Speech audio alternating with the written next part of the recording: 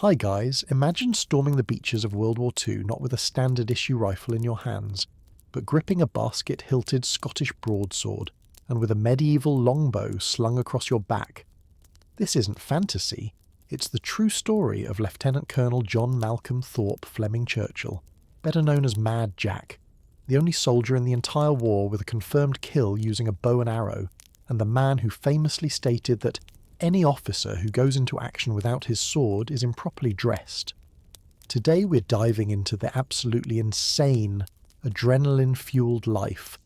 of the ultimate modern-day warrior who played bagpipes under mortar fire and treated the greatest conflict in human history like a personal sporting event against the Nazis. Before we get started, if you enjoy exploring hidden corners of history at a slower pace, make sure to like this video, subscribe to the channel, and let me know in the comments where in the world you're tuning in from. I'd love to connect with you there. Jack was born into a military family in Hong Kong in 1906, and adventure was practically encoded in his DNA from day one, leading him inevitably to the Royal Military College at Sandhurst, where he graduated in 1926 and was commissioned into the Manchester Regiment. But peacetime military life in Rangoon, Burma, was far too dull for a man of Churchill's restless energy.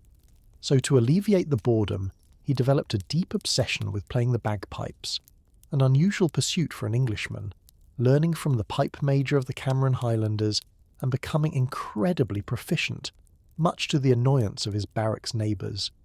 His thirst for unique challenges also led him to drive a Zenith motorcycle nearly 1,500 miles across the entire Indian subcontinent,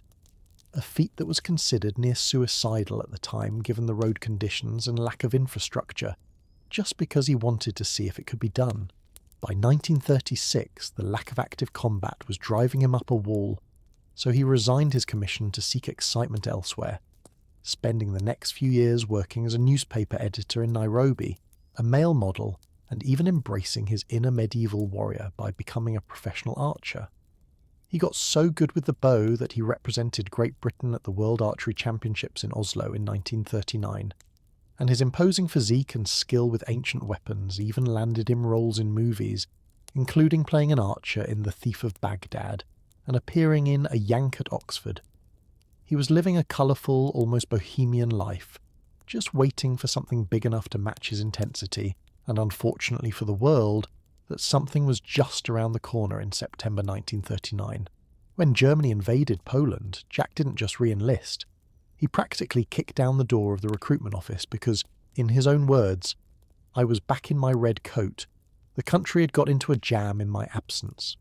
He was immediately shipped out to France as part of the British Expeditionary Force, but he made sure to pack his own essential gear: his handmade yew longbow, his hunting arrows, his bagpipes, and his trusty basket-hilted claymore sword, because as far as Jack was concerned, modern warfare was just a backdrop for his own personal style of ancient combat. He rejoined the Manchester Regiment, patrolling the Maginot Line, and while other soldiers were digging in and cleaning their Lee Enfield rifles, Jack was out in the snowy no-man's land during the Phoney War, stealthily stalking German sentries with his bow and arrow, like a woodland ranger dropped into the 20th century, terrifying the enemy who couldn't understand where silent death was coming from in an era of loud artillery. As May 1940 rolled around, the Phoney War abruptly ended with the roar of the German Blitzkrieg, and Jack Churchill found himself right in the path of the most mechanised army the world had ever seen. Yet he decided to greet them with a weapon that hadn't been standard issue since the Battle of Agincourt in 1415. The defining moment happened near the village of Leponet, where Jack was commanding a small company of men tasked with holding a defensive position against the advancing German infantry, and instead of just waiting for the enemy to open fire, he devised a signal for the attack that would go down in history books as one of the most bizarre tactical decisions of the war. He climbed into a hayloft overlooking the road, knocked a barbed hunting arrow onto his massive yew longbow, and waited with the patience of a hunter until a German patrol came into view, led by a Feldwebel, or sergeant, who had absolutely no idea that he was about to become the victim of an anachronism. With a silent release, the arrow flew through the air and struck the German sergeant squarely in the chest, killing him instantly and signalling Jack's men to unleash a hail of machine gun fire on the confused enemy column, marking the only confirmed kill by a longbow in the entirety of the Second World War. The psychological impact of seeing their leader taken out by an arrow sent the remaining German soldiers into a panic. But for Jack, this was just the opening act of the chaos that was the Battle of France, where the British Expeditionary Force was being relentlessly pushed back toward the sea. During the retreat to Dunkirk, while morale was crumbling around him, Jack remained disturbingly cheerful, roaring around the French countryside on his motorcycle, with his longbow tied to the frame and his sword flapping at his side, looking less like a British officer and more like a time-travelling warlord. At the village of Richebourg, he found himself encircled and outnumbered, but he rallied the terrified troops not with a radio call or a speech, but by calmly standing up in full view of the enemy and playing the March of the Cameron Men on his bagpipes to coordinate the company's movement, indifferent to the bullets kicking up dirt around his boots. He fought with such ferocity during the rearguard actions that he was later awarded the Military Cross for bravery, though the citation probably didn't mention that he was often seen eating sausages and drinking wine he had liberated from abandoned cellars while under heavy fire. Even as he was wounded in the neck by German machine gun fire near the La Bassée Canal, he refused to stop, wrapping a bandage around the injury and continuing to lead his men, eventually making it to the beaches of Dunkirk where the massive evacuation was taking place. Most soldiers were just grateful to get on a boat and escape the Nazi war machine, but Jack was actually disappointed that the fighting on the continent was over for the moment, reportedly grumbling that if it weren't for the lack of aggression from the Allies, they could have beaten the Germans right then and there. Back in England, while the rest of the army was licking its wounds and reorganising, Jack was bored again, feeling that regular infantry tactics were too passive for his taste. So when a call went out for volunteers for a new, dangerous and experimental unit designed for hit-and-run raids on Nazi-occupied Europe, his hand shot up immediately. This was the birth of the Commandos, a special forces unit modelled after the Boer guerrillas, and it was the perfect playground for a man like Jack who viewed rules as mere suggestions and danger as a necessary food group. He joined the Commandos in July 1940, bringing his unique arsenal with him, and began training in the rugged Scottish Highlands, where he taught his men that the element of surprise was the deadliest weapon of all, often leading training assaults at night while screaming at the top of his lungs to terrify the trainees into action. The transition to the Commandos marked the end of his time as a regular infantry officer, and the beginning of his legend as a special operator, where his eccentricity wasn't just tolerated but became a vital asset in the shadowy, high-stakes raids that were being planned to harass the German coastline.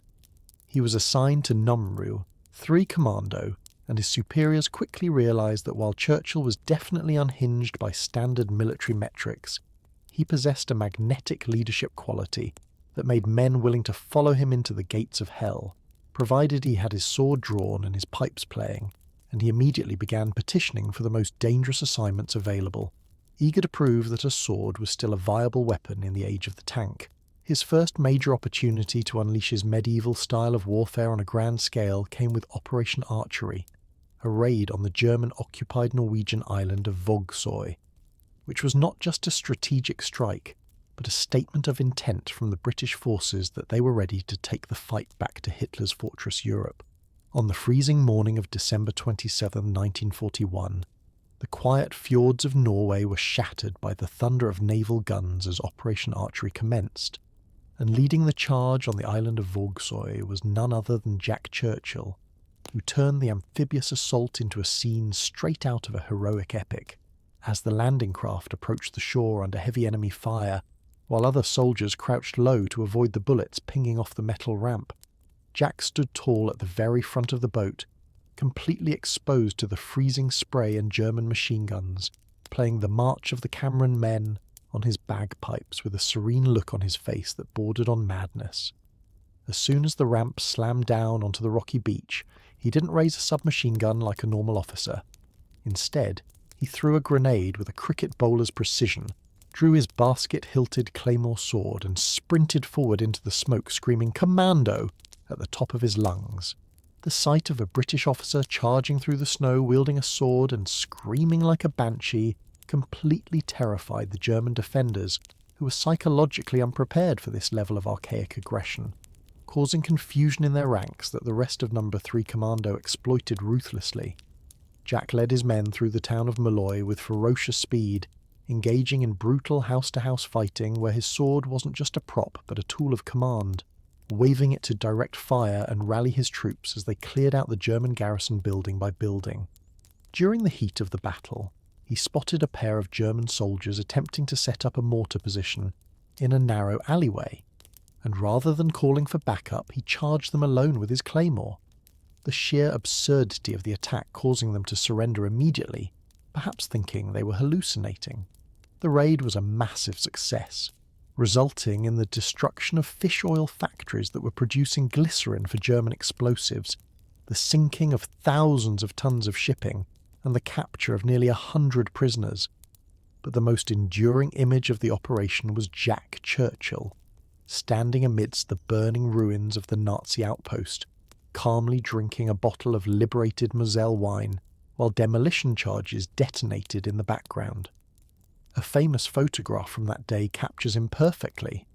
Amidst the chaos of war, he's seen looking off to the side, sword in hand, appearing less like a modern soldier and more like a Highland chieftain surveying his conquered territory.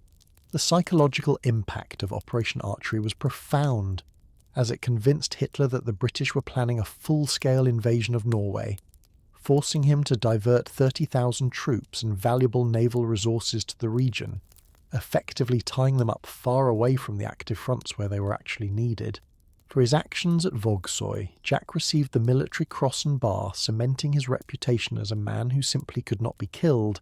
and his legend began to spread not just through the British ranks, but reportedly even among the Germans, who began to whisper about the mad officer with the sword.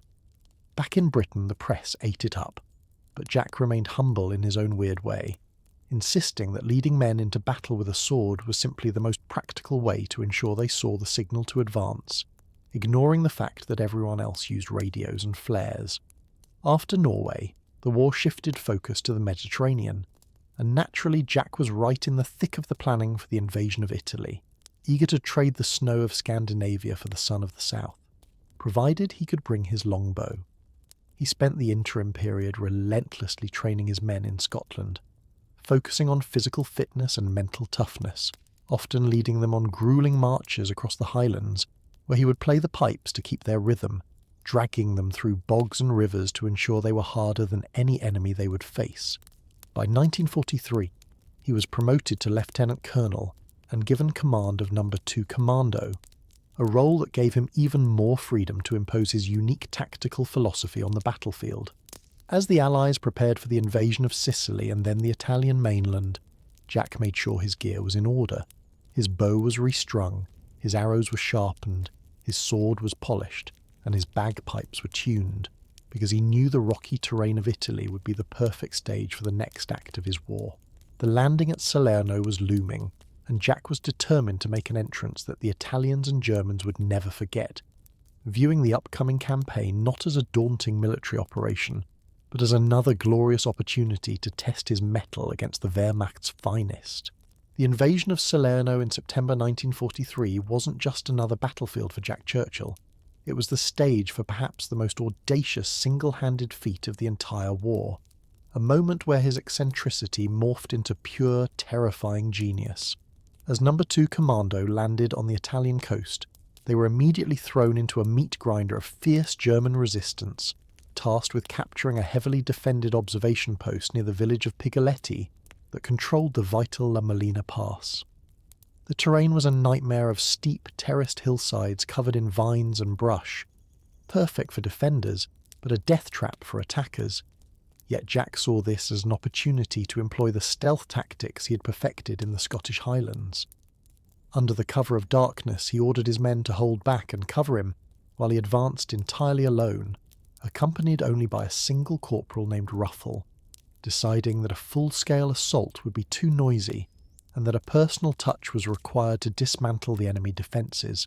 With his claymore sword gripped tightly in his hand and his revolver holstered, Jack crept through the undergrowth with the silence of a jungle cat, utilising the shadows to bypass the outer perimeter until he spotted the first German sentry post. What happened next sounds like a scene from a Hollywood action movie, but it is documented historical fact. Jack surged out of the darkness like a phantom, brandishing his sword right in the terrified sentry's face and growling, "Hande hoch," with such demonic authority that the German soldier surrendered instantly, too shocked to reach for his trigger. But Jack didn't stop there. He realised that the German defensive line was organised in a series of foxholes, where the soldiers were sleeping or keeping watch in isolation, unaware that their line had been breached. Using his first prisoner as a human shield and a reluctant guide, Jack moved to the next foxhole, prodding the captured German to tell his comrades to surrender, and because the command came from a fellow soldier and the situation was so utterly confusing in the dark, the next group surrendered as well. He repeated this insane loop: sneak, surprise, terrify with the sword, capture, and move on, working his way down the entire line of defences like a grim reaper collecting souls, never once firing a shot that would alert the main garrison. By the time he was finished, Jack Churchill and Corporal Ruffle had single-handedly captured 42 German soldiers, including a mortar squad, simply by using the psychological terror of a madman with a sword in the middle of the night. He then forced the prisoners to dismantle their own weapons and mortars and carry them back to the Allied lines, marching the column of 42 bewildered captives down the hill like a shepherd herding a particularly dangerous flock of sheep. When he arrived back at the British camp, the sentries were flabbergasted to see their commanding officer strolling out of the darkness, followed by an entire platoon of enemy prisoners, all submissive and carrying heavy loads of captured equipment. When later asked how he managed to capture so many armed men without firing a shot, Jack delivered one of his most famous lines, stating with dry wit, "I maintain that as long as you tell a German loudly and clearly what to do, if you are senior to him, he will cry Jawohl and get on with it enthusiastically." This action at Pigoletti earned him the Distinguished Service Order, DSO. But for Jack, the medal was secondary to the thrill of the hunt and the validation of his archaic methods. The victory at Salerno wasn't just about taking ground. It was about breaking the enemy's spirit, and Jack had proven that one man with supreme confidence and a big sword could do more damage than a mortar barrage. However, the Italian campaign was far from over, and the fighting was about to get even dirtier and more desperate as the commandos pushed inland. Jack continued to lead from the front, often dangerously exposed, using his bagpipes to signal advances and coordinate attacks in the deafening noise of battle, becoming a figure of myth among the troops who started to believe he possessed some kind of supernatural luck. But luck in war is a finite resource, and as the Allies looked across the Adriatic Sea toward the rugged coast of Yugoslavia, where Tito's partisans were fighting a brutal guerrilla war against the Nazis, Jack Churchill was about to be sent on a mission that would test his limits unlike anything he had faced before. The British High Command needed a man who understood irregular warfare, someone who could operate in the mountains with limited support and maximum aggression, and there was only one name that fit the bill perfectly. He was ordered to take charge of a mixed force of commandos and partisans to raid the German-held island of Brach, a mission that would require every ounce of his courage and would ultimately lead to the turning point of his war. As he prepared for this new adventure, checking the flight of his arrows and the edge of his blade, Jack had no idea that he was walking into a trap that even his sword might not be able to cut him out of.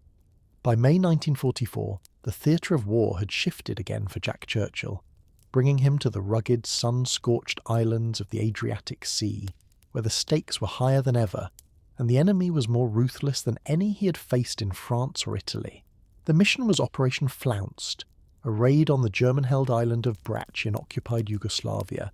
But this wasn't just a standard hit-and-run. It was a desperate diversionary attack designed to save the life of Marshal Josip Broz Tito,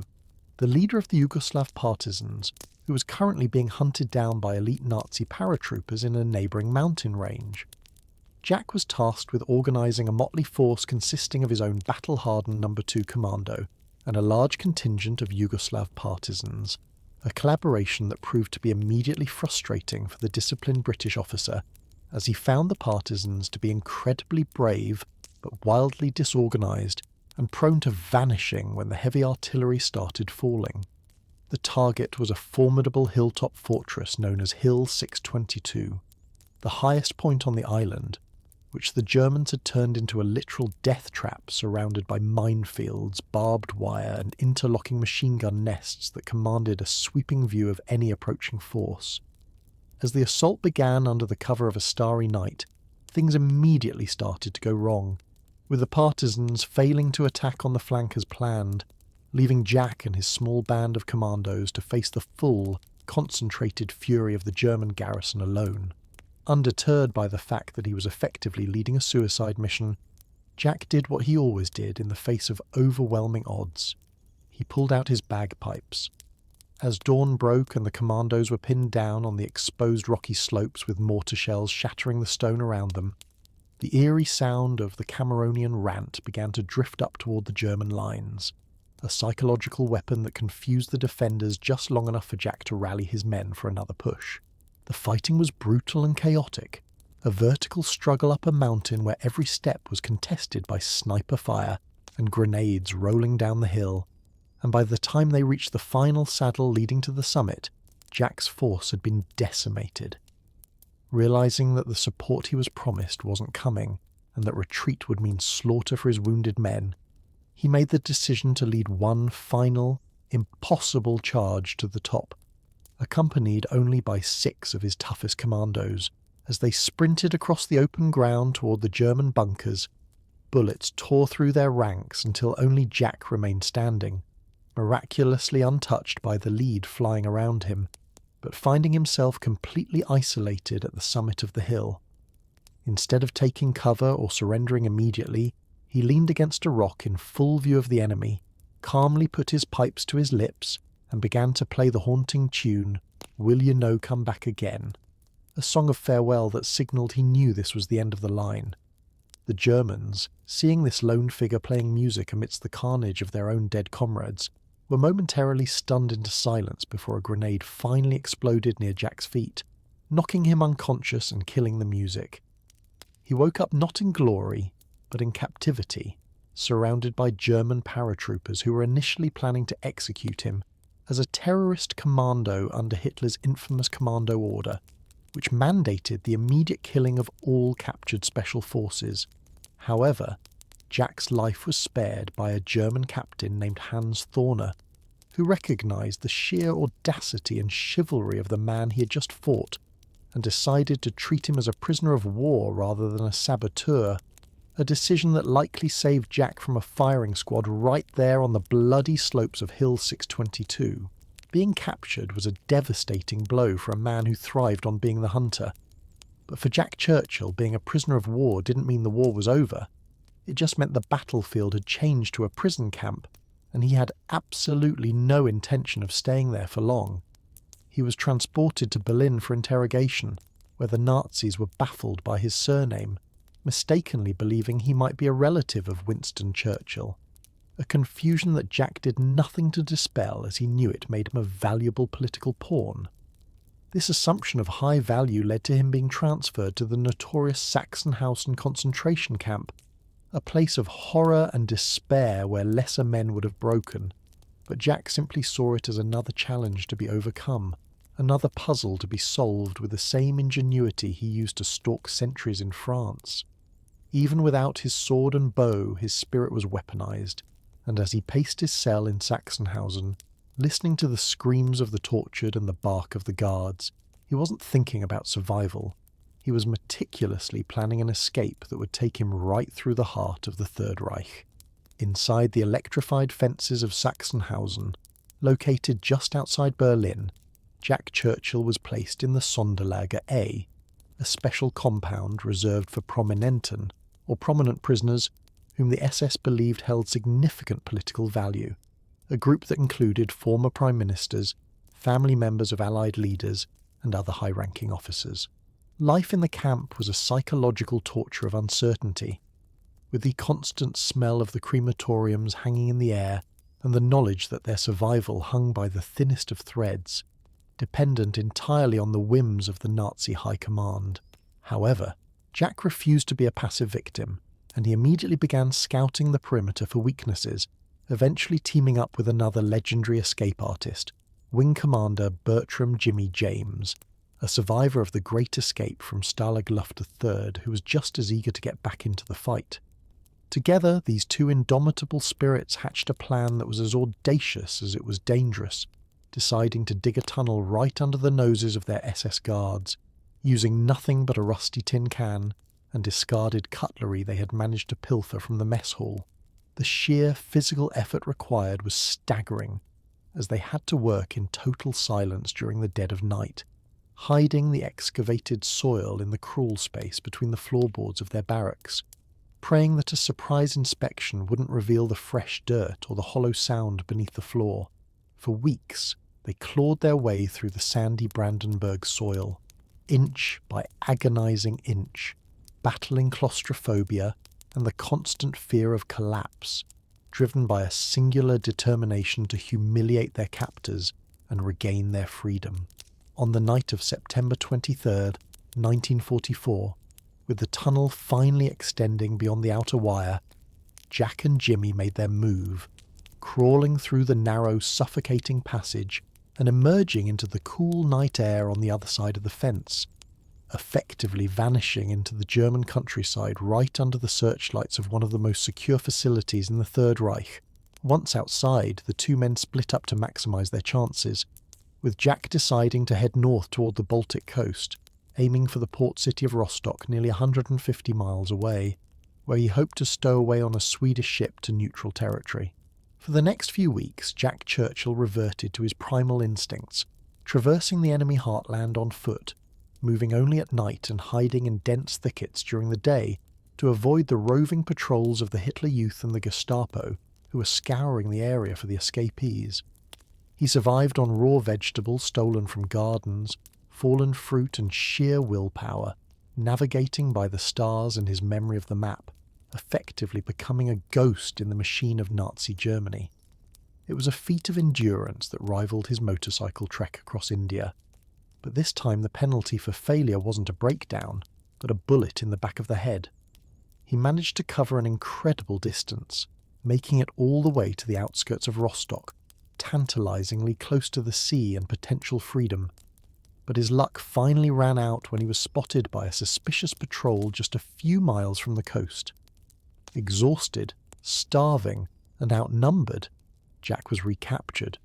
But even in defeat, his spirit remained unbroken. He had proven that the Nazis couldn't hold him, and his escape caused a frenzy of embarrassment among the camp administration. Instead of being executed for his escape attempt, which was the standard procedure for many recaptured prisoners at that stage of the war, the misconception that he was Winston Churchill's relative once again saved his life, as the SS didn't dare kill such a potentially valuable hostage without direct orders from the very top. He was dragged back into custody, shackled and interrogated, but rather than breaking him, the experience only sharpened his resolve, confirming to him that the German war machine was cracking and that chaos was spreading. The Nazis, not knowing what to do with this uncontainable soldier, decided to move him further away from the advancing Allied armies, transferring him to a heavily guarded prisoner transport bound for Austria, where the SS were gathering their most important hostages for a final desperate stand in the Alps. As he was loaded onto the train, battered but unbowed, Jack was already scanning the carriage for loose floorboards or weak locks, his mind already working on the next escape, because for Mad Jack Churchill, the war wasn't over until he said it was, and he still had a score to settle. The train ride would take him to the Tyrol region, specifically to the Niederdorf camp, a place where the tension between the Wehrmacht guards and the fanatical SS would soon reach a boiling point, placing Jack right in the centre of a bizarre and deadly internal conflict at the end of the war, as the spring of 1945 brought the final, fiery collapse of the Third Reich. Jack Churchill's journey took a turn that was both terrifying and surreal, transforming from a solitary escape drama into a high-stakes hostage thriller, set against the breathtaking backdrop of the Tyrolean Alps. The Nazi regime, now in its death throes, decided to move its most valuable Prominenten prisoners away from the advancing Soviet and American armies, loading them onto a convoy of buses and trucks for a perilous journey south into the so-called Alpine Redoubt, where fanatical SS units planned to make a suicidal last stand. Jack found himself squeezed into a transport with a bizarre collection of high-profile captives from 17 different nations, including former Austrian Chancellor Kurt von Schuschnigg,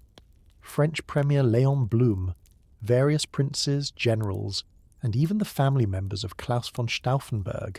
the man who had tried to assassinate Hitler with a briefcase bomb. The atmosphere on the convoy was thick with dread because the prisoners had caught wind of a secret directive from Heinrich Himmler stating that no VIP hostage was to be allowed to fall into Allied hands alive, essentially marking them all for execution the moment liberation seemed imminent. The convoy wound its way through the bomb-cratered roads of Bavaria and into the snowy passes of Austria, eventually arriving at the picturesque village of Niederdorf in the South Tyrol region of Italy in late April 1945, where the tension finally snapped. The SS guards, led by a ruthless Untersturmführer who seemed eager to carry out Himmler's death warrant,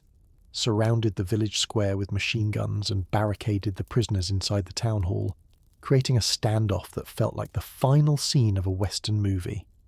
Jack, physically emaciated from years of prison rations but mentally as sharp as a razor, was already scouting the room for improvised weapons, fully prepared to go down fighting rather than let the SS execute him against a wall, reportedly eyeing a heavy piece of furniture he planned to use as a battering ram. However, the salvation of the group came from the most unlikely source imaginable: the internecine conflict between the regular German army, the Wehrmacht, and the fanatical SS. One of the prisoners managed to slip a note to a nearby Wehrmacht unit commanded by Captain Richard von Alvensleben, informing him of the SS's plan to massacre the hostages. Alvensleben, a traditional officer who despised the SS and realised the war was lost, made a decision that would heroise him in history. He marched his heavily armed infantry company into the village, backed by a tank, and aimed his weapons directly at the SS guards. It was a surreal moment of German-on-German aggression, with the Wehrmacht captain giving the SS commander a stark ultimatum: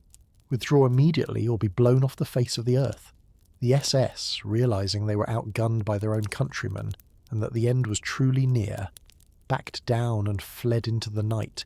leaving the prisoners under the protection of the regular army until the Americans arrived. When the first jeep from the US 85th Infantry Division finally rolled into the village on May 4th, 1945, the scene was one of jubilant chaos, with champagne corks popping and former world leaders celebrating their survival. But amidst the cheers and the tears of relief, Jack Churchill was feeling a very different emotion: frustration. While everyone else was celebrating the end of the war in Europe, Jack was genuinely annoyed that he had missed the final year of combat, grumbling that he hadn't had a chance to use his sword in the final push on Berlin. As the American soldiers handed out rations and cigarettes, Jack walked up to the US commander and, instead of asking for a ride home or a hot meal, he immediately inquired about the fastest way to get to the Pacific Theatre. He knew that the war against Imperial Japan was still raging with savage intensity on islands like Okinawa, and he calculated that if he moved fast enough, he could still make it in time for the invasion of the Japanese home islands. To Jack, the defeat of Germany was just half-time. The game wasn't over, and he was terrified that the whistle would blow before he could get back on the field. He managed to hitch a ride to Naples, where he met up with American forces and began the process of repatriation. But his mind was already thousands of miles away, envisioning jungle warfare where his archery skills and silent movement would be even more effective than they had been in Europe. He flew back to England not to rest or reunite with family, but to immediately report for duty and demand a redeployment to Burma, where his old regiment was fighting, proving once and for all that, for Mad Jack Churchill, peace was just an inconvenient interruption to his life's work. Jack Churchill arrived in India in the late summer of 1945, eyes blazing with anticipation as he took command of the 3rd Commando Brigade. fully expecting to lead them into the dense, steaming jungles of Malaya to fight the Japanese Imperial Army in what was predicted to be a brutal close-quarters campaign perfectly suited to his archery and sword skills. He had spent the flight over visualizing the encounters, imagining silent ambushes in the bamboo thickets, and the terrified look on the enemy's face when a longbow arrow struck from the shadows, convinced that the Pacific theatre would provide the grand finale his war career deserved. However, history had other plans, and just as Jack was finalizing his tactical maps and sharpening his claymore for the invasion of Singapore, the United States dropped atomic bombs on Hiroshima and Nagasaki, bringing the Second World War to a sudden, thunderous, and for Jack, utterly anticlimactic halt. While the rest of the civilized world erupted in tearful joy and relief that the bloodshed was finally over, Jack Churchill was arguably the only man on the planet who felt personally cheated by the arrival of world peace, famously remarking to a fellow officer with genuine bitterness, "If it wasn't for those damned Yanks, we could have kept the war going another 10 years." The end of hostilities meant the dissolution of the commandos and a return to the monotony of peacetime garrison duty, a fate that Jack considered worse than death. So at the age of 40, when most men would be looking to retire or settle down with a pipe and slippers, he frantically searched for a way to keep the adrenaline flowing. He decided to qualify as a paratrooper, reasoning that jumping out of perfectly good airplanes was the closest he could get to the thrill of combat, and he completed the grueling airborne training course with the energy of a man half his age, earning his wings and transferring to the Seaforth Highlanders and later to the Highland Light Infantry. But training jumps weren't enough to feed his hunger for action, so in 1948 he managed to get himself deployed to one of the most volatile regions on Earth, the British Mandate of Palestine. The situation in Palestine was a ticking time bomb of sectarian violence, with British forces stuck in the hopeless middle of a vicious civil war between Jewish paramilitary groups and Arab forces, a chaotic environment where ambushes, bombings and assassinations were daily occurrences. Most British officers viewed the posting as a nightmare assignment to be endured, but Jack Churchill walked into the dusty streets of Jerusalem like a man returning home, instantly recognising the lawless atmosphere as a place where his unique brand of leadership was desperately needed.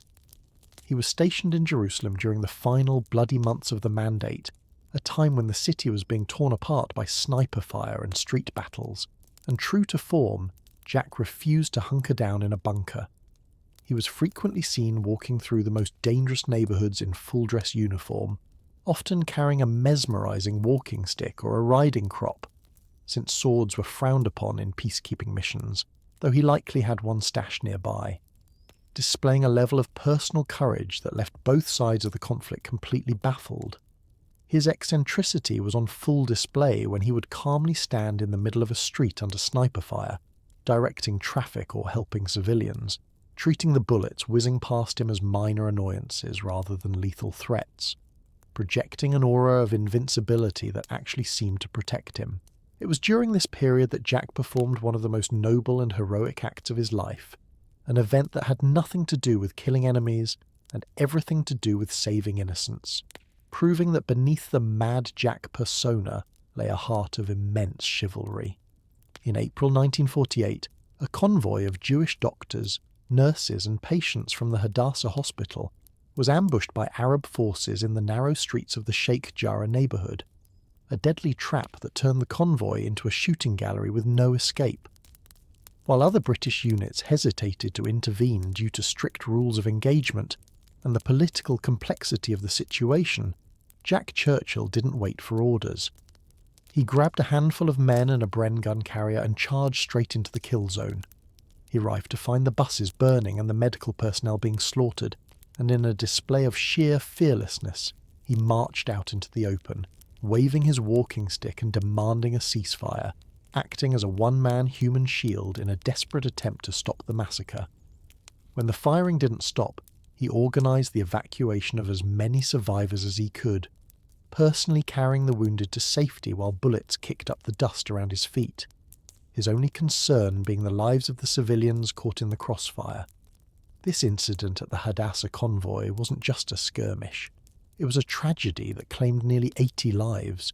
but without Jack Churchill's intervention, the death toll would likely have been absolute, and his actions that day earned him the deep respect of the Jewish community in Jerusalem,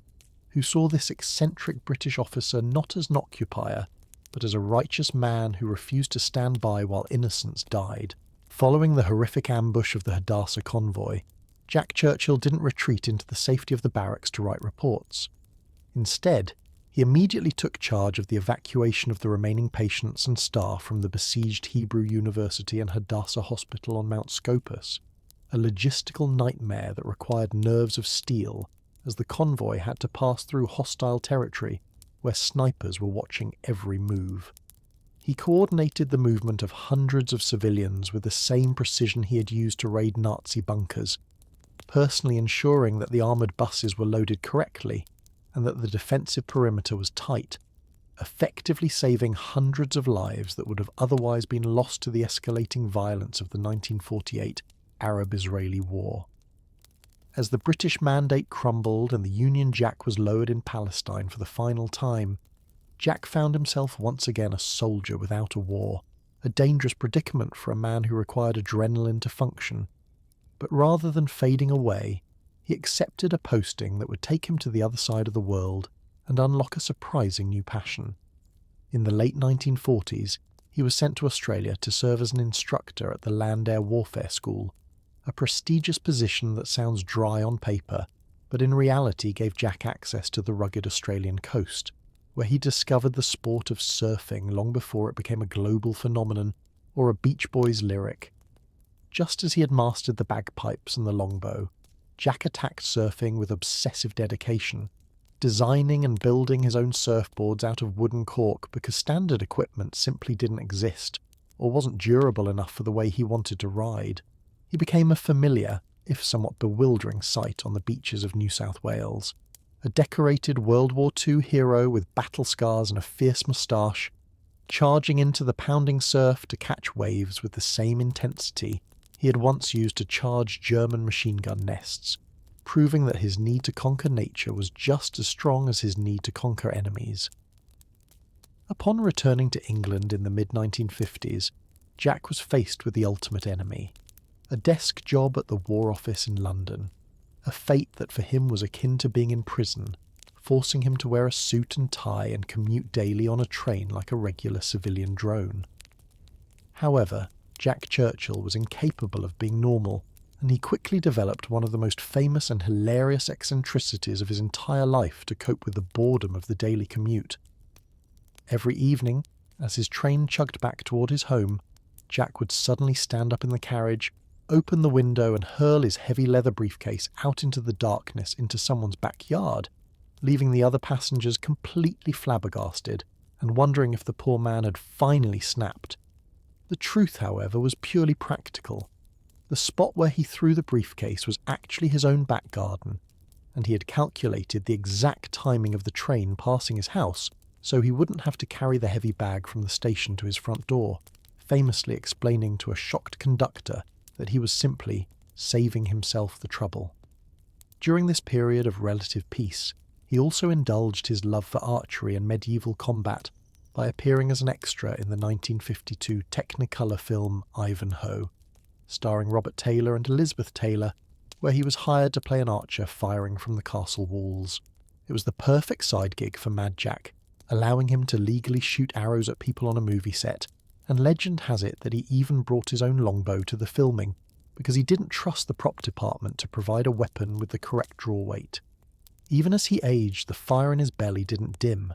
He continued to push his physical limits, refusing to let the concept of middle age slow him down, and he began looking for the next great challenge that would allow him to combine his love for water, danger, and engineering. This search led him to the River Severn in England, home to a rare tidal phenomenon known as the Severn Bore, a massive wave that surges up the river against the current, which Jack decided was the next thing he needed to conquer, not with a boat, but with a surfboard he designed himself. He became the first man to successfully surf the Severn Bore for over a mile, a feat that required immense skill and timing, turning a muddy English river into his own personal adventure park, and cementing his legacy as a pioneer of British surfing. But the quiet life was still creeping up on him, and as the 1950s turned into the 1960s, Jack finally faced the inevitable retirement from the army, a transition that terrified him more than any Nazi patrol ever had, forcing him to find new ways to channel his restless energy in a world that seemed determined to be boring. He officially retired from the army in 1959 with 2 distinguished service orders and a military cross, ending a career that spanned decades and continents. But retirement for Jack Churchill didn't mean sitting in a rocking chair. It meant finding new and creative ways to startle the public. Retirement for a man like Jack Churchill is usually a recipe for disaster, a sudden slamming of the brakes that sends high-octane individuals crashing through the windshield of boredom. But Jack, true to his nature, treated his departure from the active list in 1959 not as a full stop, but merely as a change of venue for his eccentricities. He settled down with his wife, Rosamond, whom he had married back in 1941 and who deserves a medal of her own for putting up with his antics, in a house by the Thames in Surrey, a location chosen specifically because it allowed him to indulge in his newest and perhaps most genteel obsession, steamboats. Jack purchased an 1866 steam launch named the Souvenir, a vessel that was as much a relic of the past as his sword and longbow, and he spent countless hours meticulously restoring it to its former Victorian glory, polishing the brass and tuning the engine until it hummed like a sewing machine. He would often be seen piloting this antique craft up and down the River Thames, dressed in a pristine naval uniform or sometimes period-appropriate Victorian attire, looking like a character who had wandered out of a Jules Verne novel and refusing to acknowledge that the world around him had moved on to fiberglass hulls and diesel engines. But the river wasn't just for relaxation. It was another domain to be mastered, and Jack approached the navigation of the Thames with the same tactical seriousness he had applied to the fjords of Norway, treating the Sunday pleasure boaters like enemy fleets that needed to be outmanoeuvred. When he wasn't physically on the water, he was controlling it from the shore, developing a deep fascination with radio-controlled model boats, which he built himself with the precision of an engineer, often spending his weekends at local regattas where his competitive streak would flare up, leading him to treat a friendly model boat race with the intensity of a naval blockade. During the swinging 60s, while the rest of the world was growing out its hair and listening to the Beatles, Jack Churchill remained a steadfast monument to a bygone era of stiff upper lips and derring do, a living anachronism who walked the streets of London with a stride that suggested he was late for a duel. He found a way to stay connected to the military world by working for the Ministry of Defence as a civilian administrator for the Army Cadet Force, a role that allowed him to mould the next generation of British youth, although one can only imagine the terror those poor cadets felt when they realised their kindly old administrator was the guy who used to hunt Nazis with a bow and arrow. He took his role in the cadets seriously, believing that modern youth were becoming too soft and needed a good dose of adventure and discipline, often organising training exercises that were far more rigorous than the standard curriculum, trying to instill in them the same spirit of commando initiative that had kept him alive in the mountains of Yugoslavia. It was during these later years that the legend of Mad Jack began to transition from active military mythology into general folklore, with neighbours and locals whispering stories about the man who threw his briefcase out of train windows and played bagpipes in his garden at dawn. He was a local celebrity in Surrey, not just for his war record, which he rarely spoke about in a boastful way, but for his sheer, unadulterated presence. He was a man who radiated a kind of dangerous charisma even when he was just buying milk at the corner store. Interestingly, despite his terrifying reputation in battle, in his private life, Jack was known to be a gentle, artistic soul who loved poetry and history, a duality that confused people who expected a bloodthirsty maniac but found instead a thoughtful, if slightly intense, eccentric. He was a man who had seen the absolute worst of humanity in the concentration camps and on the beaches of Dunkirk, yet he never lost his sense of humour or his zest for life, refusing to let the trauma of war turn him into a bitter old man. As the 1960s faded into the 1970s, Jack slowed down physically, but his mind remained sharp, constantly analysing the world around him and likely finding it lacking in the kind of romantic heroism he cherished. He watched the world change from the black and white clarity of the 1940s to the complex grey ambiguity of the Cold War, a conflict that was fought with spies and nuclear deterrence rather than swords and courage, a style of warfare that Jack found utterly ungentlemanly and boring. His health began to decline as he entered his 80s, but even then he remained a fighter, holding on to life with the same stubborn grip he had once used on his claymore, surrounded by the souvenirs of a life lived at full volume, the medals, the photos of commandos, the surfboards, and the memories of a time when one man could make a difference simply by refusing to be afraid. To truly understand the enigma of Mad Jack Churchill, one must look past the timeline of battles and drill down into the specific tools of his trade, because his choice of weaponry wasn't just an eccentric affectation, but a calculated psychological strategy designed to shatter the morale of the enemy. While the rest of the Allied forces were rushing to adopt the latest submachine guns and semi-automatic rifles, Jack realised that in the confusion of combat, the ancient terror of a sword and the silent lethality of a bow could achieve results that bullets simply couldn't, tapping into a primal fear that modern soldiers had forgotten how to process. His sword was not a standard-issue dress sabre, but a basket-hilted Scottish broadsword, often referred to as a claymore, a heavy hacking weapon that required immense wrist strength to wield effectively, and Jack kept it razor-sharp, spending hours in his dugout honing the edge with a whetstone while his men cleaned their grease-covered steam guns. He famously argued that the sword offered a tactical advantage in close-quarters night fighting, where the flash of a gunshot would give away a position, whereas a blade was silent, terrifying, and never ran out of ammunition, a philosophy that sounds insane until you realise he actually used it to capture dozens of men. Then there was the longbow, a weapon made of Spanish yew that had a draw weight of nearly 100 pounds, meaning that pulling the string back required the same physical exertion as lifting a heavy dumbbell, a feat Jack could perform effortlessly, even while under fire. The logistics of maintaining a medieval wooden bow in the damp trenches of France, or the humid heat of the Mediterranean, were a nightmare, as the wood could warp and the gut strings could snap in the moisture, so Jack treated his bow with the same reverence a sniper treats his rifle, keeping it waxed and waterproofed, often sleeping with it to keep it dry and temperature controlled.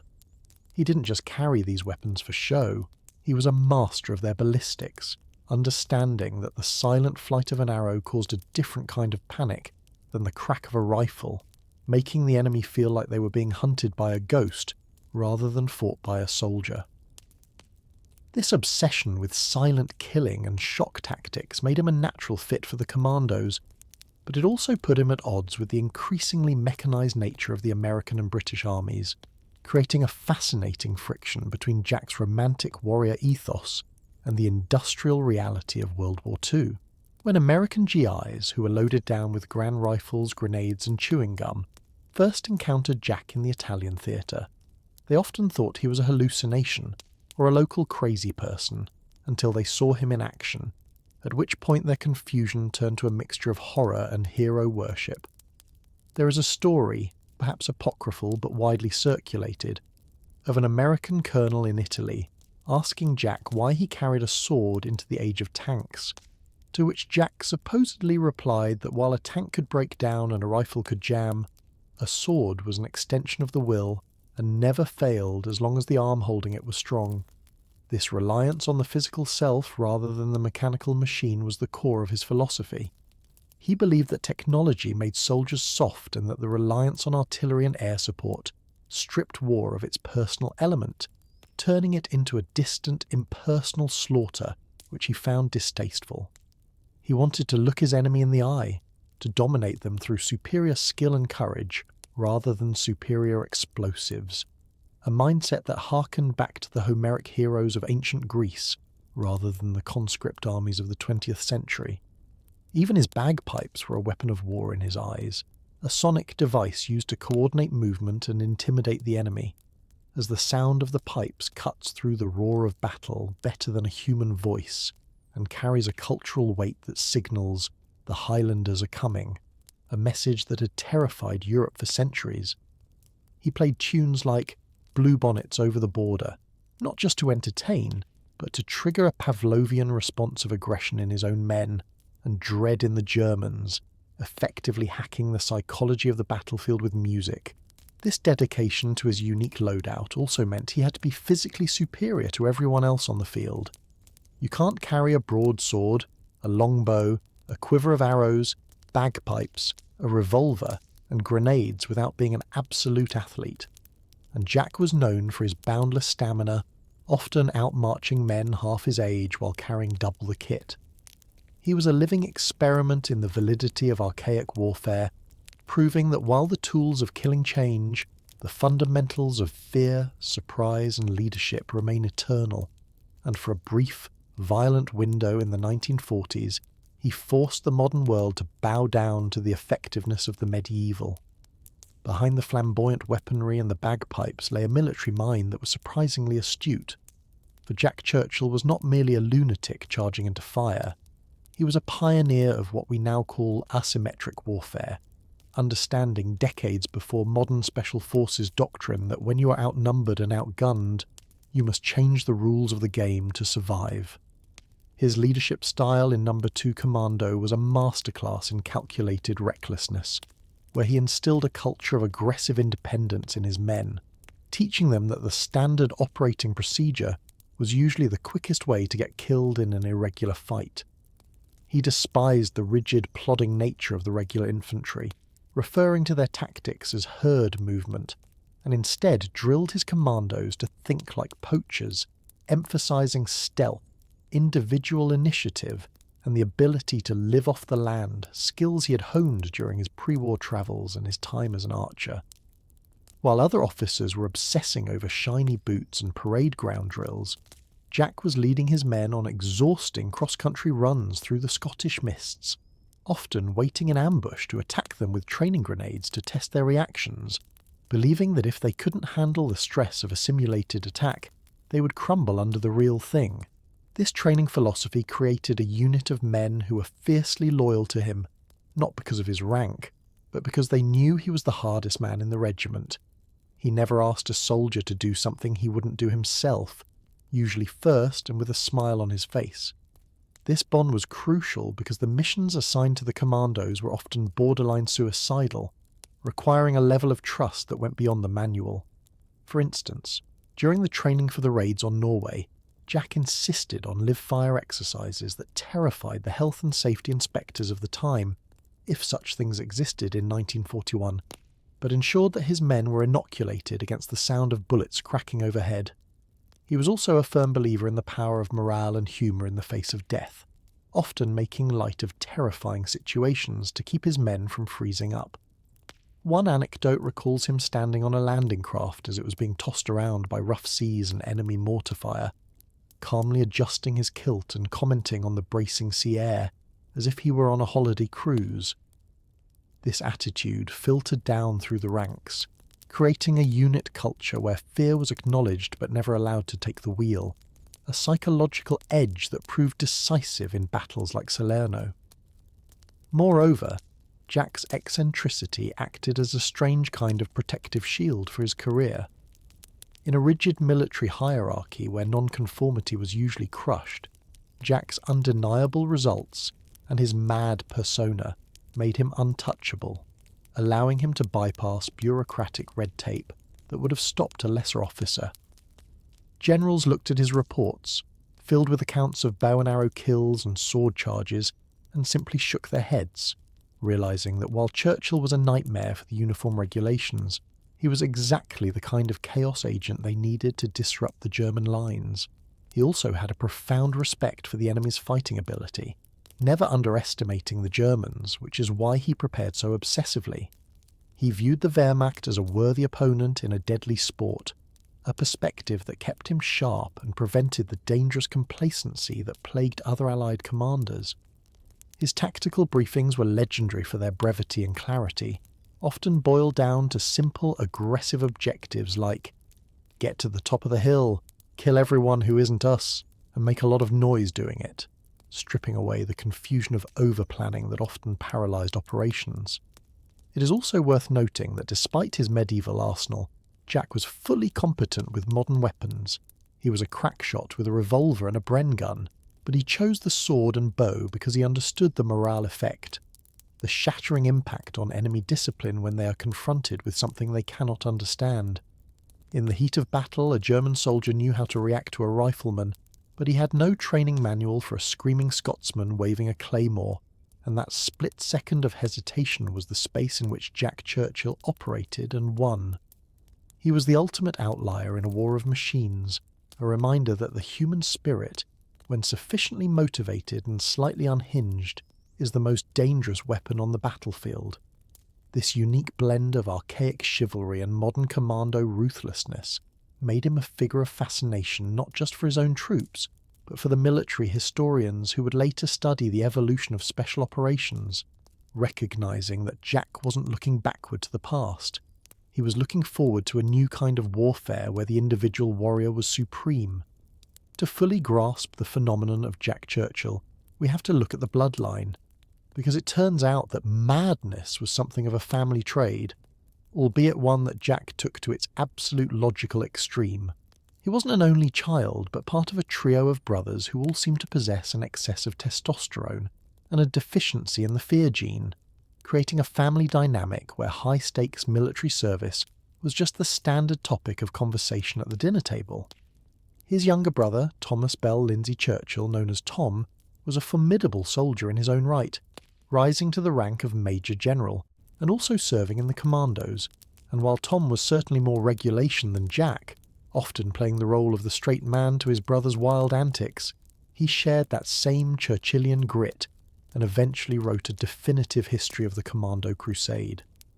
The third brother, Robert Buster Churchill, was a lieutenant in the Royal Navy's Fleet Air Arm and possessed the same daredevil spirit. But tragically, the war exacted its toll on the family when Buster was killed in action over Malta in 1942,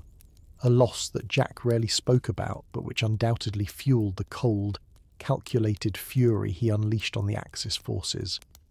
This family connection provides a crucial context to Jack's life. He wasn't just a random eccentric acting out,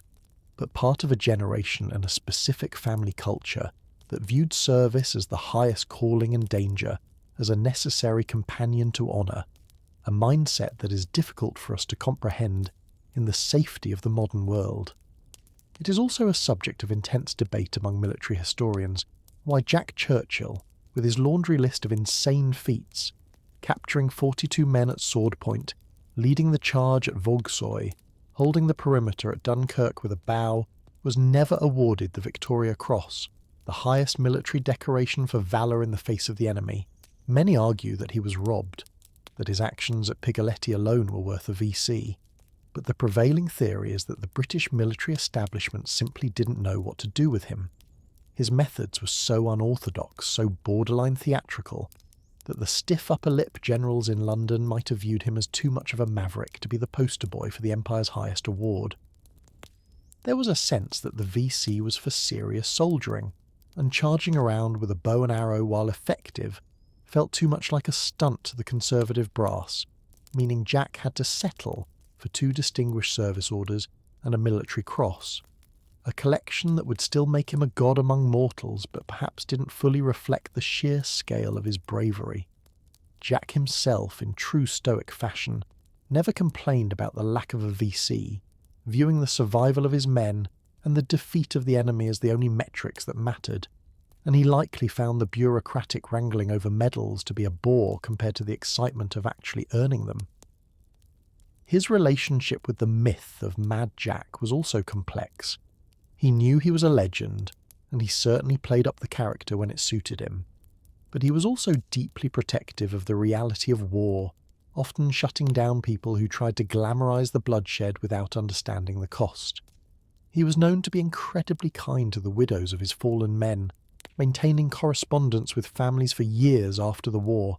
a soft side that contradicts the image of the bloodthirsty berserker and reveals a commander who felt the weight of every life lost under his orders. This duality is what makes him so fascinating. He could be the man playing bagpipes while mortar shells rained down, looking like a figure from a joyful nightmare, and the next moment be the quiet, thoughtful officer writing detailed, compassionate letters to a grieving mother in Scotland. As we look back at his career from the safety of the 21st century, it's easy to turn him into a caricature, a cartoon character of British eccentricity. But we must remember that the sword was sharp, the arrows were real, and the men he led worshipped him not because he was funny, but because he was the most competent, dangerous and reliable soldier they had ever seen. The Mad nickname was, in many ways, a misnomer. To his men, he wasn't mad at all. He was the only one who made sense in a world gone crazy, a leader who understood that in the insanity of total war, the only way to stay sane was to embrace the chaos and make it your own. To truly appreciate the singularity of Mad Jack Churchill, it is helpful to view him not just as a lone wolf, but as the absolute apex predator of a very specific and now extinct species, the British eccentric officer.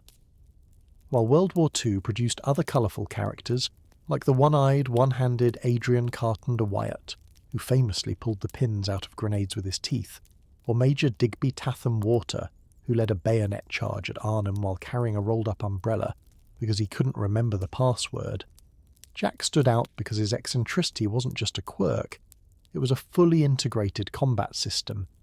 He didn't just carry a sword to be funny, he built his entire tactical doctrine around it, creating a fusion of medieval chivalry and modern commando ruthlessness that simply had no parallel. This created a fascinating cultural friction when he operated alongside American forces, particularly during the Italian campaign, where the contrast between the two military philosophies was starkest. The Americans were fighting a war of industrial logistics, overwhelming the enemy with superior firepower and endless supplies of Coca-Cola and ammunition, while Jack was fighting a personal crusade that felt like it belonged in the pages of the Iliad. American GIs, who were trained to rely on their semi-automatic Garand rifles and radio support,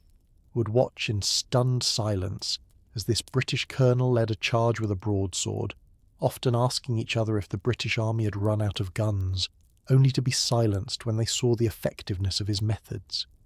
Jack's attitude toward the Yanks was a mixture of professional respect for their bravery and aristocratic disdain for their reliance on technology,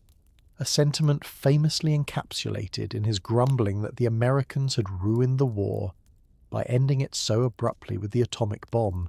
denying him the chance for a glorious final act in the jungles of Japan. This wasn't hatred. It was the frustration of an artist whose canvas had been snatched away, revealing that for Jack, war wasn't about the geopolitics or the victory parades, but about the test of individual mettle against the ultimate stakes. His refusal to wear the standard steel helmet, preferring a Scottish tam o' shanter bonnet even in heavy shelling, was another calculated risk that drove American safety officers crazy.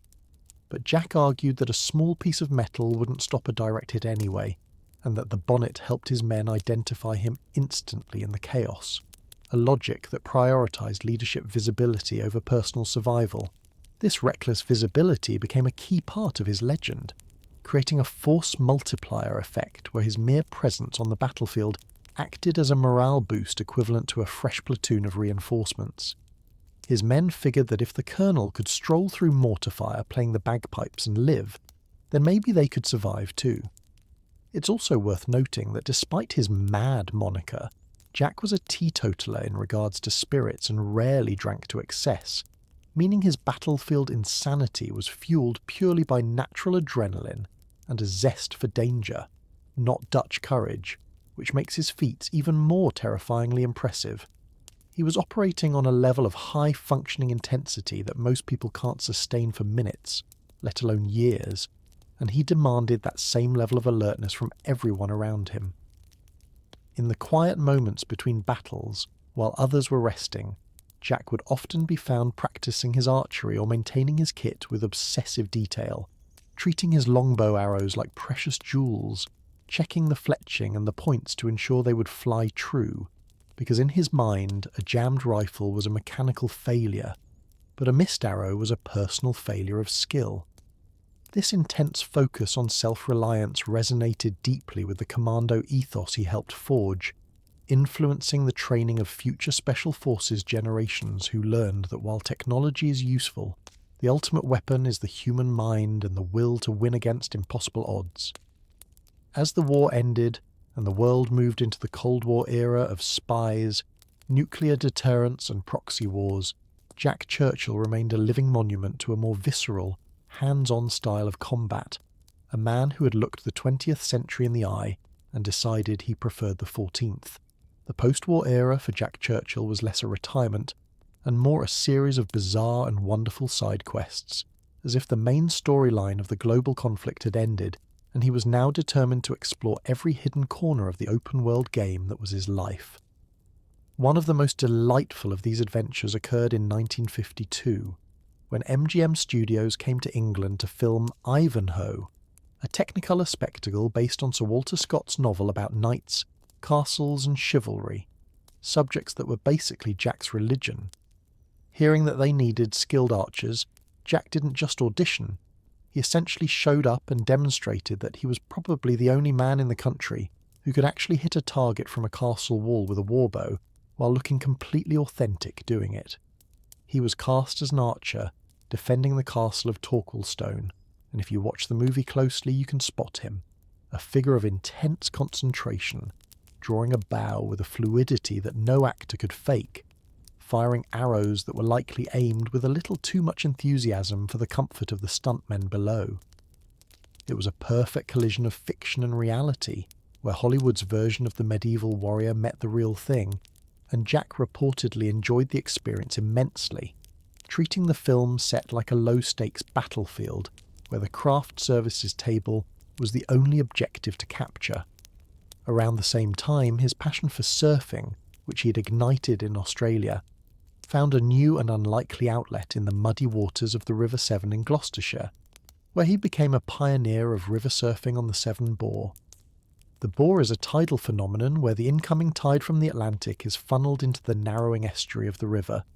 creating a wave that can travel upstream for miles, and Jack, seeing a wave that needed conquering, designed his own 16-foot surfboard to ride it. The locals, accustomed to fishing boats and barges, were completely baffled to see a distinguished middle-aged military officer in a wetsuit paddling out into the brown churn of the river, waiting for the surge like a Hawaiian beach bum. He became the first man to ride the Bore for over a mile, a feat of balance and endurance that required him to navigate not just the water, but the floating debris and fallen trees that the tide churned up, proving once again that he didn't need a war to find a challenge. This pursuit of the Severn Bore became an annual pilgrimage for Jack, a way to connect with the elemental power of nature that he so respected, and it solidified his status as a true eccentric, a man who refused to let his age or social standing dictate what was appropriate behaviour. While his contemporaries were playing golf or complaining about the weather,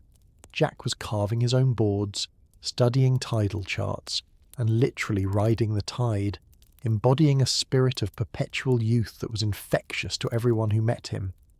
He also continued his fascination with radio-controlled models, but typically he didn't just buy kits. He built intricate working models of warships and steamers, spending hours at the pond in frantic naval engagements with imaginary enemies, bringing the same tactical intensity to a Sunday afternoon hobby that he had brought to the invasion of Italy. It was during these years that the briefcase incident on the train became local folklore, a story that perfectly encapsulates his pragmatic madness. Every day on the train home from London, he would toss his briefcase out the window into his own backyard to save himself the effort of carrying it from the station.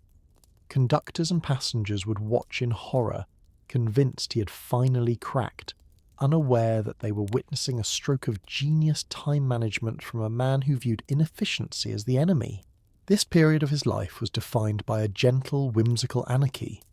He was a man who had survived the darkest horrors of the 20th century and decided that the only rational response was to have as much fun as possible, on his own terms, regardless of what the neighbours thought. He was a living lesson in how to age without becoming old, maintaining a childlike wonder for the world's possibilities, while possessing the steely resolve of a seasoned killer. a juxtaposition that made him one of the most unique figures in British history. As the decades wore on, the man who had fought Nazis with a sword became a beloved local character, a grand old man of the river and the waves, whose eyes still sparkled with the memory of the fires of Vogsoy and the jungles of Burma. As the 1970s and 80s rolled in, the legend of Mad Jack Churchill began to transition from oral history among soldiers to a broader pop culture fascination. Yet the man himself remained remarkably humble, viewing his madness not as a performance, but simply as the most logical way to live a life. He spent his final decades in Surrey, surrounded by the mementos of a career that read like an adventure novel: the daggers, the medals, the photos of him surfing the Severn Bore, and of course, the trusty basket-hilted claymore that had seen more action than most tanks. Despite his fearsome reputation, those who knew him in his later years described a man of surprising gentleness and warmth, a devoted husband to his wife Rosamund, and a playful figure to the local children, who likely had no idea that the nice old man who built model boats had once captured 42 Nazis single-handedly. He never wrote a memoir, perhaps because he felt that writing about doing things was a poor substitute for actually doing them,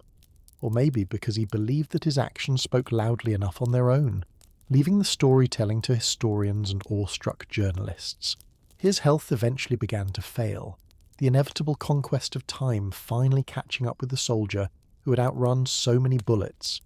But he faced the end with the same stoic acceptance he had shown in the concentration camp at Sachsenhausen. Jack Churchill passed away peacefully at his home in Surrey in March 1996, at the age of 89, leaving behind a world that had become far too safe, regulated and boring for a man of his calibre. His death marked the end of an era, not just for the British military, but for a specific type of human spirit: the amateur adventurer, the gentleman soldier, the individual who looks at the impossible and sees it as a personal dare. The obituaries that followed were filled with disbelief, as editors struggled to convince their readers that this wasn't a fictional character from a comic book, but a real flesh-and-blood person who had walked among them. In the years since his death, his legend has only grown, fueled by the internet and a modern generation's hunger for authentic heroes in an age of manufactured celebrities. The Royal Norwegian Explorers Club honoured him as one of the finest mountain men of all time,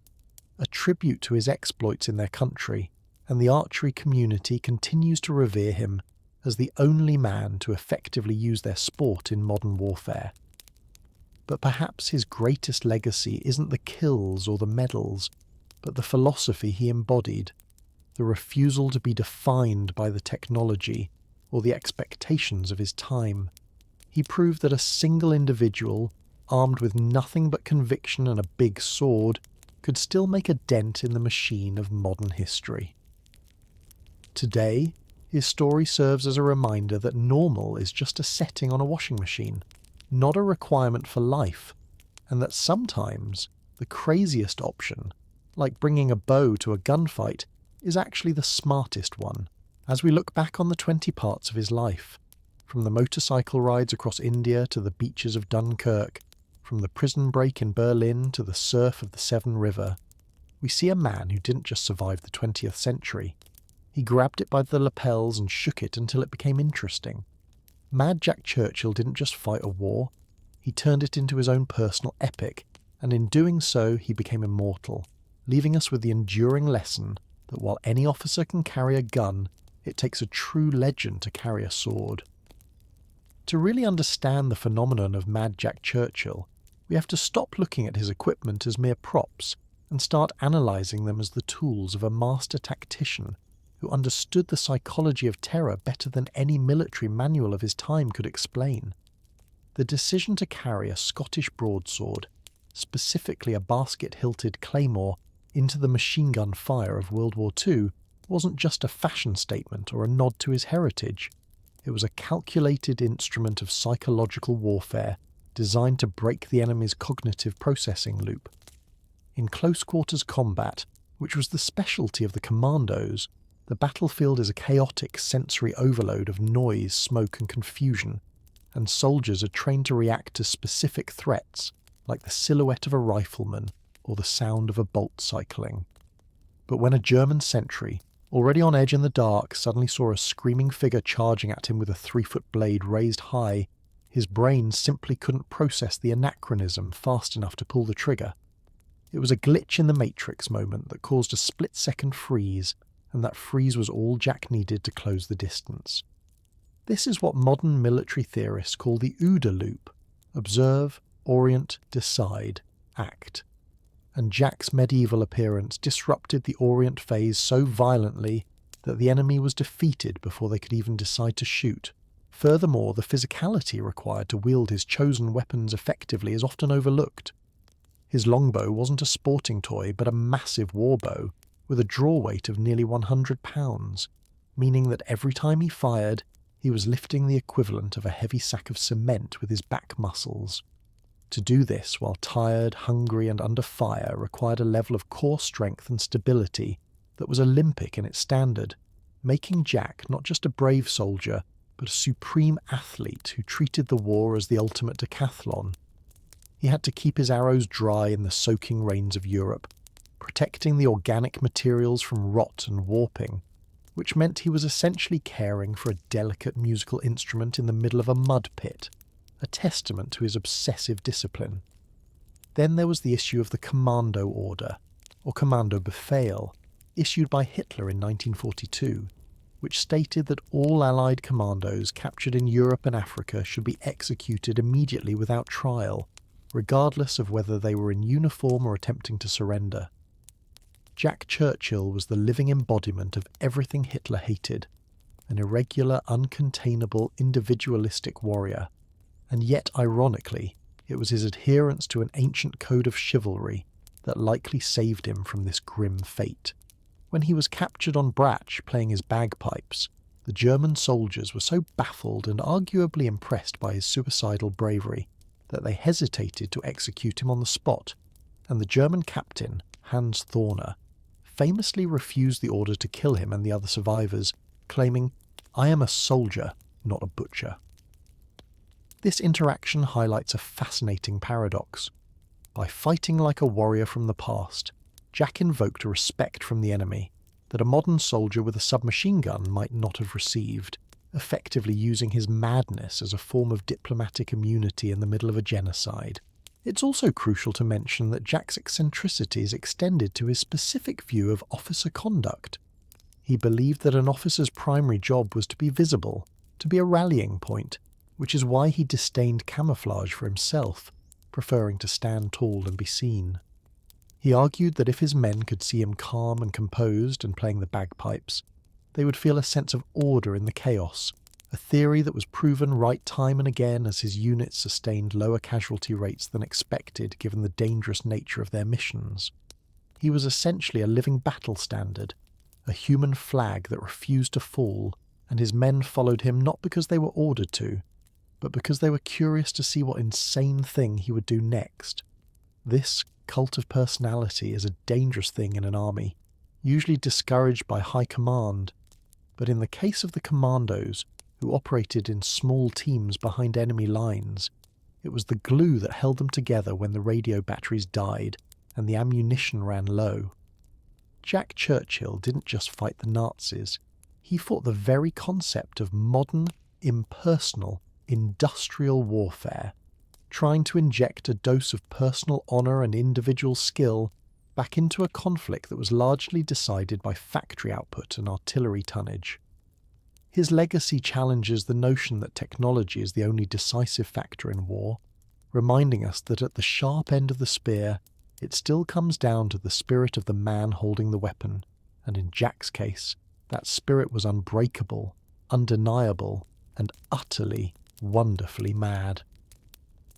To fully understand how Jack Churchill was even allowed to exist within the rigid hierarchy of the British military,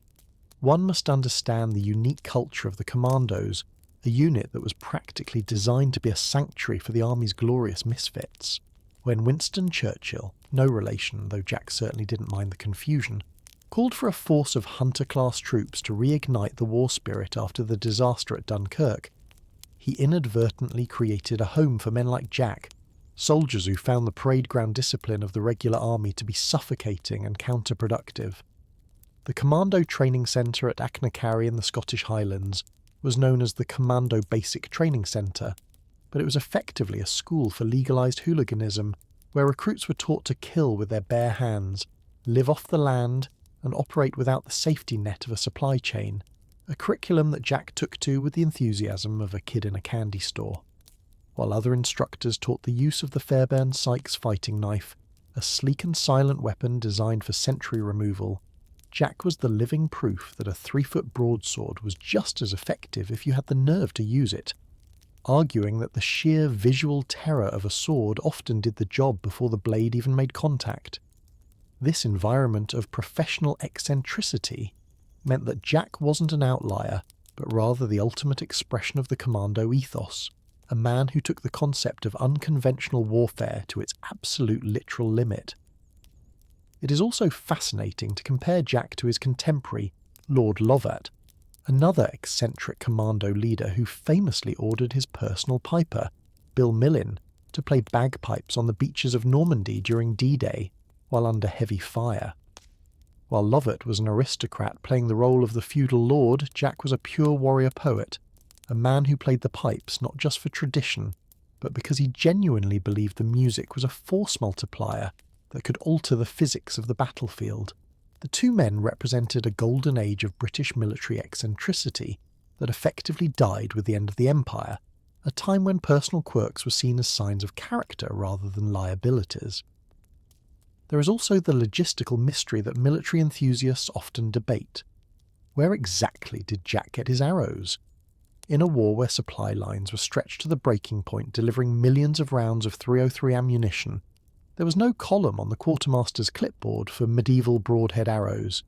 meaning Jack likely had to source them himself, having them shipped from sports outfitters in London or family members, effectively treating his war gear like a private hobby. This level of dedication suggests that for Jack, the war wasn't a job provided by the government, but a lifestyle choice that he was subsidising out of his own pocket. Furthermore, his influence extended across the Atlantic to the budding US Army Rangers, particularly those who trained with the commandos in Scotland. American soldiers, who were raised on a diet of standardization and mass production, were initially baffled by Jack's refusal to conform, but many later admitted that seeing a man charge a machine gun nest with a sword completely recalibrated their understanding of bravery. He taught them that suppressive fire is good, but aggressive spirit is better, a lesson that became embedded in the DNA of Special Forces units worldwide. It is also worth noting that Jack's madness was likely a highly effective coping mechanism. In a world where men were being blown apart by invisible artillery shells and vaporized by bombs, holding onto a sword and a bow, objects that were tangible, historical and understandable, provided a psychological anchor, a way to impose a personal narrative on the impersonal slaughter of industrial warfare. He wasn't crazy, he was hyper-sane, rejecting the terrifying randomness of modern combat in favour of a skill-based chivalric model, where he felt he had some control over his destiny. As we near the end of our analysis of this titan of history, we must recognise that Jack Churchill was, in many ways, the last of the Homeric heroes, a man who would have been more comfortable fighting alongside Achilles at Troy than in a trench in France. And his survival is a testament to the fact that sometimes the universe simply steps aside for a man who knows exactly who he is. His story challenges the modern obsession with technology, reminding us that the most dangerous component of any weapon system is the human being operating it. And if that human being happens to be a bagpipe-playing, sword-wielding, arrow-shooting Scotsman, then the enemy is in for a very, very long day. This defiance of the norm is what makes his story so enduringly viral. He is the avatar for everyone who has ever wanted to bring their own unique style to a boring, regulated job, proving that if you are good enough at what you do, you can get away with wearing a kilt to a gunfight. As we approach the final chapter of this epic saga,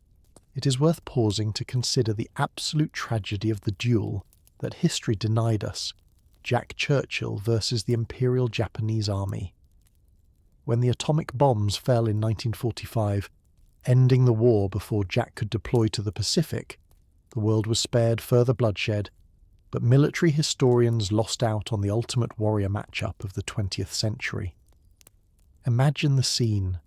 Jack Churchill, wielding his Scottish claymore and longbow, facing off against Japanese officers who were also culturally conditioned to carry swords, specifically the katana, into battle. It would have been the only theatre of war where Jack's medieval loadout wouldn't have looked entirely out of place, a clash of East versus West combat philosophies that likely would have resulted in some of the most intense close-quarters fighting ever recorded, and Jack's genuine disappointment at missing this party speaks volumes about his mindset.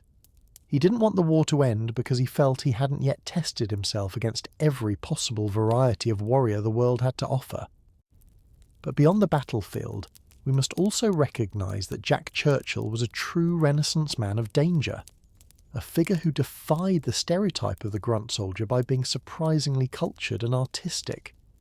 Before the war, he wasn't just a vagabond. He was a male model who appeared in magazine advertisements, using his striking looks and archer's physique to sell products, and he was a professional musician whose bagpipe skills were respected even by the Scots, which is no small feat for an Englishman born in Hong Kong. He dabbled in acting, appearing in movies like The Thief of Baghdad and Ivanhoe, and he was a tinkerer who built his own surfboards and radio-controlled boats, proving that his mind was constantly hungry for creation as well as destruction. This multi-dimensional nature is what separates him from the typical action hero archetype. He wasn't a one-note killer, but a complex, intelligent, and deeply creative human being who viewed warfare as just another form of high-stakes performance art. He treated the battlefield like a stage where the script was unwritten and the consequences were real, bringing a level of theatricality to his command that inspired his men to perform beyond their limits. It is also fascinating to note how he fits into the timeline of British heroes. He's the bridge between the colonial adventurers of the Victorian era, like Lawrence of Arabia, and the modern special forces operators of the SAS. He possessed the stiff upper lip and the gentlemanly manners of the 19th century, writing polite letters and dressing for dinner, but he combined it with the ruthless, dirty fighting techniques of the 20th century commando, creating a hybrid warrior class that has rarely been seen since. His life asks a question that is uncomfortable for modern society to answer. What do we do with men like Jack Churchill in a world of peace? Society needs these rough men to stand ready in the night to visit violence on those who would harm us, as the famous quote, often attributed to Orwell or Churchill, goes.